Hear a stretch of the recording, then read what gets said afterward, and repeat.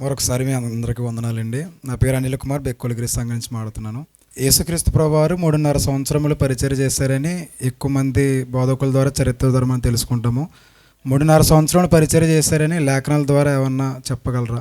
క్రీస్తు ప్రభు 3.5 సంవత్సరాలు పరిచర్య చేసినట్లుగా చెబుతూ ఉంటారు. 3.5 సంవత్సరాలు అనేటువంటిది లేఖనాల ద్వారా చెప్పబట్టం అనేటువంటిది సాధ్యమవుతుందా అని చెప్పేసి అడిగారు. వాస్తవంగా చరిత్రను గురించినటువంటి లెక్కలు బైబిల్ ప్రకారం మనం లెక్కిస్తూ ఉంటాం.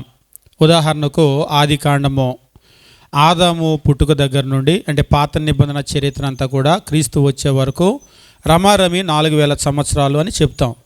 ఏ అధ్యాయంలో ఏ వచనంలో ఉండదు, అది లెక్క పెడితే వస్తుంది. అలాగనే క్రీస్తు ప్రభు ఆయన 3.5 సంవత్సరాలు పరిచర్య చేశాడని మత్తయి, మార్కు, లూకా కానీ క్రొత్త నిబంధనలో ఏ పుస్తకంలో ఏ అధ్యాయంలో ఏ వచనం ఉండదు.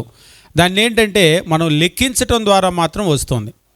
ఉదాహరణకు క్రీస్తు ప్రభు ఆయన పరిచర్య ప్రారంభించినటువంటిది మాత్రం 30 సంవత్సరాలు అనేది స్పష్టంగా ఇస్తాడు.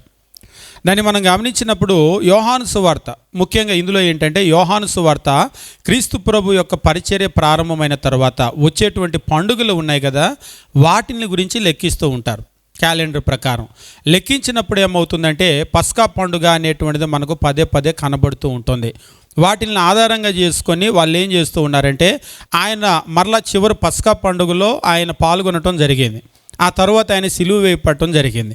దీన్ని బట్టి ఆ 3.5 సంవత్సరాలు అనేటువంటి చెప్పడం జరుగుతూ ఉంటుంది. అంతేగాని డైరెక్ట్గా ఏ పుస్తకంలో ఏ వచనంలో కూడా క్రీస్తు ప్రభు 3.5 సంవత్సరాలు పరిచర్య చేశాడని ఉండదు. లెక్కిస్తే ఖచ్చితంగా మనకు అది కనబడుతుంది. అంటే అప్రాక్సిమేట్లీ రమారమి 3.5 సంవత్సరాలు మనకు కనబడుతుంది.